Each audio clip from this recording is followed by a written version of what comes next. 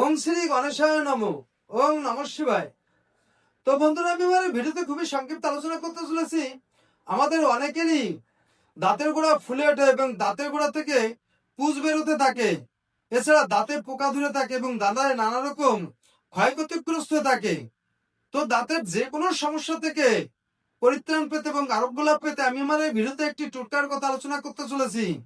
যদি কোনো ব্যক্তি 3টি রসুনের কোয়া এবং 3টি লবঙ্গ, 1 টুকরো দারচিনি ভালো করে শিলে বেটে এর সঙ্গে সামান্য পরিমাণে লবণ ও কয়েক ফোঁটা সর্ষের তেল একত্রে মিশিয়ে ওই দাঁতের ক্ষত স্থানে চেপে ধরে বা ভালো করে লাগিয়ে রাখতে পারে, তাহলে কিছু সময়ের মধ্যে ওই দাঁতের মাড়ি ফোলা এবং ব্যথা এবং দাঁতের পোকা থেকে সম্পূর্ণরূপে আরোগ্য লাভ হয়ে থাকে।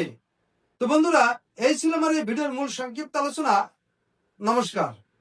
इस मंत्र को 11 बार सुनो, कोई भी मनोकामना हो पूरी हो जाएगी।